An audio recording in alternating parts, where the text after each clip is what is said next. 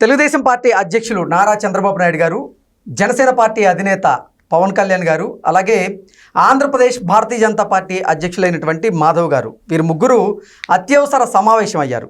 ఆ సమావేశంలో భాగంగా కీలక అంశాల మీద ఇప్పుడు చర్చించినట్లుగా కొన్ని వార్తలు వస్తున్నాయి. అసలు ఆ భేటీలో ఏ అంశాలు కీలకంగా చర్చకొచ్చాయి, ఏం జరిగింది అనేది మనం పూర్తి స్థాయిలో విశ్లేషణ చేసుకుందాం. ప్రస్తుతం మనతో పాటున్నారు ప్రముఖ రాజకీయ విశ్లేషకులు, ప్రముఖ సీనియర్ జర్నలిస్ట్ సిఎస్ రావు గారు. వారితో మాట్లాడదాం.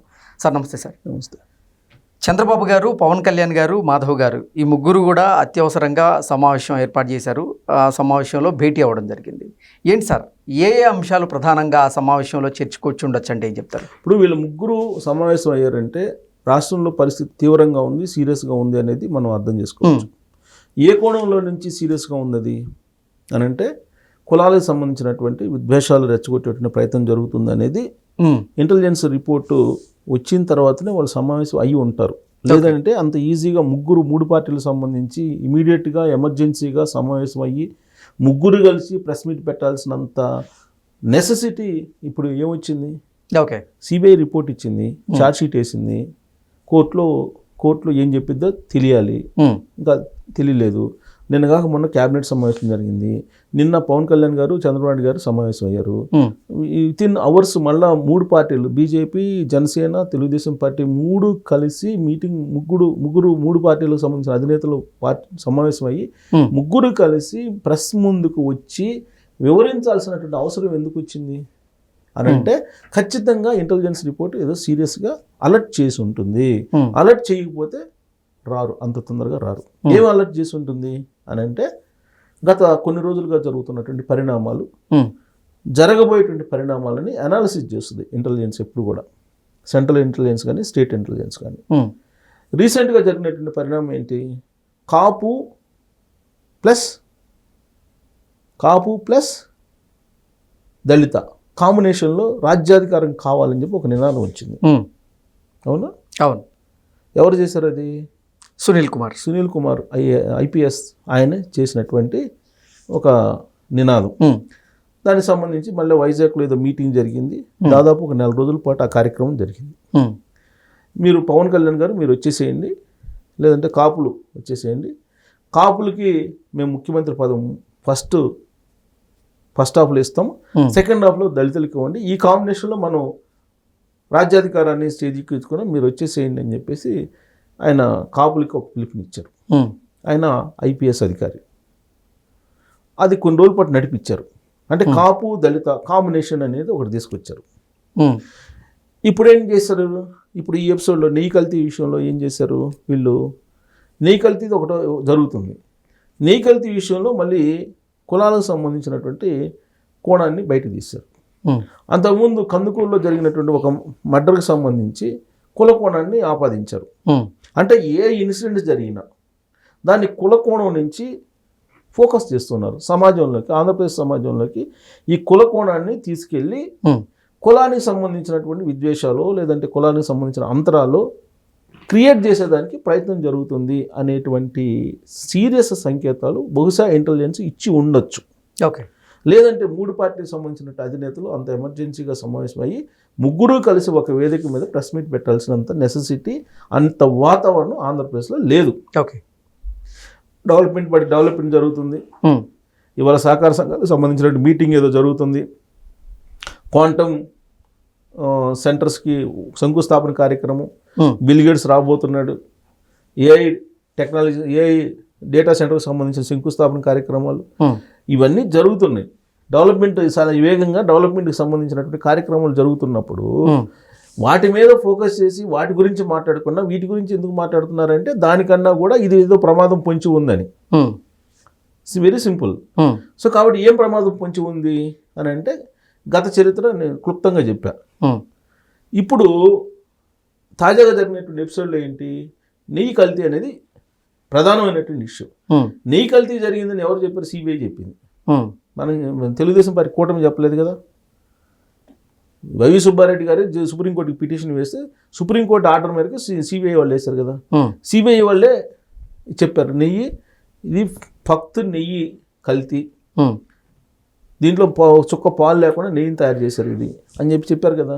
ఓకే, సో అదంతా ప్రూవ్డ్, అది ఆల్రెడీ వాళ్ళు ఇన్వెస్టిగేషన్ చేసి చెప్పినటువంటి అంశం. ఇప్పుడు వైవి సుబ్బారెడ్డి గారు ఏమంటారు, ఢిల్లీ నుంచి నేనే కంప్లైంట్ చేశాను కదా ఢిల్లీకి, మన సుప్రీంకోర్టుకి విచారణ చేయమని చెప్పి, నేనెందుకు కల్తీ చేస్తాను అని అంటాడు. తెలుగుదేశం పార్టీ హయాం నుంచే ఈ ట్యాంకర్స్ వస్తున్నాయి, 2014 నుంచి అవే కంటిన్యూ అయినాయి మా టైంలో కూడా అని అంటారు. 2014 నుంచి 19 దాకా చంద్రబాబు నాయుడు గారు అధికారంలో ఉన్నప్పుడు సహకార డైరీలకి, నంది డైరీ ఇలాంటి వాటికి సహకార డైరీలకి ఆర్డర్స్ ఇచ్చేవాళ్ళు. బోలేబాబా ఎందుకు ఉంది అసలు చంద్రబాబు నాయుడు గారి టైంలో? ఏఆర్ డైరీ ఎందుకు ఉంది? విష్ణు డైరీ ఎందుకు ఉంది? ఇవేం లేవే, చంద్రబాబు నాయుడు గారి టైంలో వచ్చినాయి అని చెప్తారు వీళ్ళు.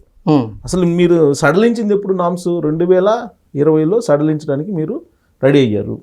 2022లో మీరు మొత్తం సడలించేశారు, నిబంధనలు సడలించారు. నిబంధనలు ఎలా సడలించారు అవన్నీ ఆల్రెడీ సిబిఐ చెప్పింది. ఇది వాస్తవం కదా. మళ్ళీ దీంట్లో మేమే కాదు, వాళ్ళు కూడా కలిపారు, వాళ్ళు కూడా వాళ్ళ హయాంలో కూడా నీ కల్తీ జరిగింది అనేటువంటి ఒక కోణాన్ని తీసుకొచ్చే ప్రయత్నం చేస్తున్నారు. అంటే ఒక సమస్యని మినిమైజ్ చేసే ప్రయత్నం చేస్తూ దీంట్లో మళ్ళీ కులకోణాన్ని తీసుకొస్తున్నారు. ఎలా కులకోణాన్ని తీసుకొస్తున్నారు? ఇప్పుడు అంబటి రాంబాబు గారు కాప్ కింగ్ అని చెప్పేసి అన్నాడు జగన్మోహన్ రెడ్డి గారు. నిన్న ఆయన పోయిన పర్పస్ ఏంటి? అంబటి రాంబాబు గారి మీద దాడి జరిగింది వాళ్ళ కుటుంబ సభ్యులను పరామర్శించడానికి అని చెప్పి తాడేపల్లి నుంచి అంబటి రాంబాబు గారి ఇంటికి వెళ్ళడానికి దాదాపు 5-6 గంటలు తీసుకున్నారు. అవునా? 5-6 గంటలు తీసుకున్న తర్వాత అంబటి రాంబాబు గారి ఇంటికి వెళ్ళిన తర్వాత అంబటి రాంబాబు గారి కుటుంబ సభ్యులతోటి పట్టుమని 20 నిమిషాలు కూడా ఆయన మాట్లాడాల. మిగతా అంతా ఆయన బల ప్రదర్శన కోసం, ఆయనకు ఉండే ఇమేజ్ కోసం చేసినటువంటి ప్రయత్నంగా కనిపిస్తూ ఉంది. ఓకే, పరామర్శించడానికి అదే అవసరం లేదు. సరే పరామర్శించారు, అయిపోయింది, ప్రెస్ మీట్ పెట్టారు. ప్రెస్ మీట్ పెట్టి ఏం చెప్తున్నారు మీరు? కాపు కింగ్ అంటాడు. అంటే కాపులందరికీ ఇతనే రథసారథి, లేకపోతే ఇతనే నాయకత్వం వహిస్తాడనో, లేకపోతే ఇతనే మీకు కాపులందరికీ ఇతనే పెద్ద లీడర్ అన్న చెప్పేటువంటి ప్రయత్నం చేస్తున్నాడు ఆయన. అంటే కాపు కోణాన్ని తీసుకొస్తున్నారు. ఎందుకు కాపు కోణాన్ని తీసుకొస్తున్నారు? ఇప్పుడు బీసీలు కానీ, ఎస్సీలు కానీ, ఎస్టీలు కానీ, కాపులు కానీ, చౌదరీస్ కానీ వీళ్ళందరూ కూడా సాలిడ్గా మెజారిటీ కూటమి వైపు ఉన్నారు అనేది వాళ్ళ లెక్క, సోషల్ ఇంజనీరింగ్ లెక్క. రాజకీయ పార్టీలు ఇప్పుడు కూడా సోషల్ ఇంజనీరింగ్ లెక్కేసుకుంటూ ఉంటాయి.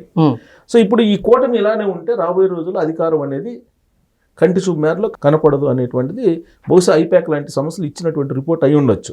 కాబట్టి దీన్ని చేల్చాలంటే ఏం చేయాలి?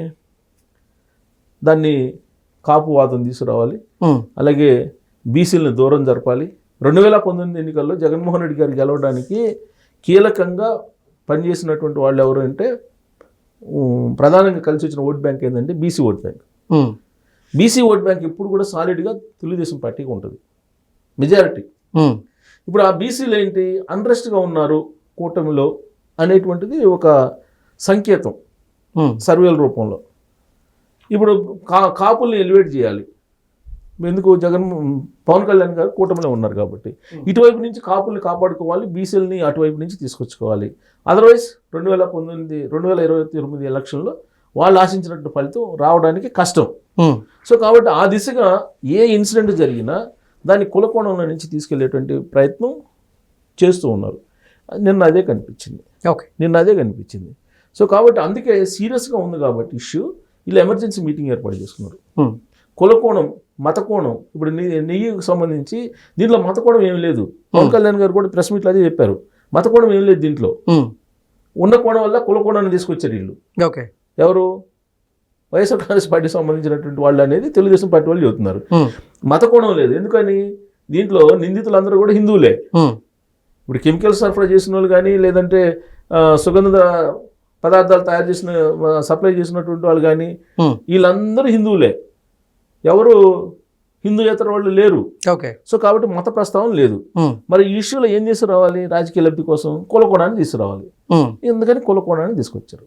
ఇప్పుడు అక్కడేమో జోగి రమేష్ ఇంటి మీద దాడి చేస్తారా మీరు అని చెప్పి రేపు 11వ తారీఖు మళ్ళీ ర్యాలీ ఉంది. ఇప్పుడు అంబటి రాంబాబు ఇంటికి సంబంధించి వెళ్తే ఎంత ర్యాలీ తీశారో ఇప్పుడు రేపు జోగి రమేష్ 11వ తారీఖు ఇప్పుడు మళ్ళీ ఆ కార్యక్రమం ఉంది, జోగి రమేష్ ఇంటికి వెళ్ళే కార్యక్రమం. ఇది కులకోణంలో నుంచి, అంటే బీసీలు కానీ కాపుల్ని కానీ టార్గెట్ చేస్తుంది కూటమి అనేటువంటి యాంగిల్లో ఫోకస్ చేసి ఈ కులకోణాన్ని వచ్చి ఈ నెయ్యి కల్తీని సైడ్ ట్రాక్ బట్టి చేసేయాలి అనేటువంటి ఒక ప్రయత్నం ఏదో జరుగుతున్నట్టు కనిపిస్తుంది ఈ ఇన్సిడెంట్లను బట్టి చూస్తుంటే. ఇదంతా కూడా జగన్మోహన్ రెడ్డి గారి ఐడియా అని చెప్పి మనం అనుకోవడానికి కూడా లేదు. ఐపాక్ వాళ్ళు చేసినట్టు పని 2019 నుంచి 2024 మధ్యలో ఏం చేశారు? 2019-2024 మధ్యలో సలహాలు సూచనలు ఆయనకి ఇచ్చారు. ఏదో అందరిని అరెస్ట్ చేసేసామని సలహాలు ఇచ్చే వాళ్ళు అందరినీ అది చేశారు. 2014 నుంచి 2019 మధ్యలో 19 ఎలక్షన్లో గెలవడానికి ఐపాక్ వాళ్ళు ఇచ్చిన సలహాలే. దాంట్లో భాగంగానే కదా కోడికత్తి, బాబాయ్ మర్డర్లు ఇవన్నీ వచ్చింది. సో ఐపాక్ వాళ్ళు చేసేది ఏంటంటే కుల పరమైనటువంటి విద్వేషాలు, మతపరమైనటువంటి విద్వేషాలు, ప్రాంతీయపరమైన విద్వేషాలు వీటిని రెచ్చగొట్టి ఆ భావోద్వేగాల నుంచి తాము ప్యాకేజ్ తీసుకున్నటువంటి వాళ్ళని గెలిపించే ప్రయత్నం చేస్తారు. కాబట్టి ముందు ఐపాక్ వాళ్ళని కనుక రాష్ట్రంలో ఉండనిస్తే ఇట్లాంటివి జరుగుతూనే ఉంటాయి. జగన్మోహన్ రెడ్డి గారికి వీళ్ళు ఇలాంటి రిపోర్ట్స్ ఇస్తారు, వాటినే ఆయన ఇంప్లిమెంట్ చేస్తారు. సో కాబట్టి అగ్నికి ఆజ్యం పోసినట్టు ఇలా అనేక సంఘటనలు జరుగుతూ ఉంటాయి.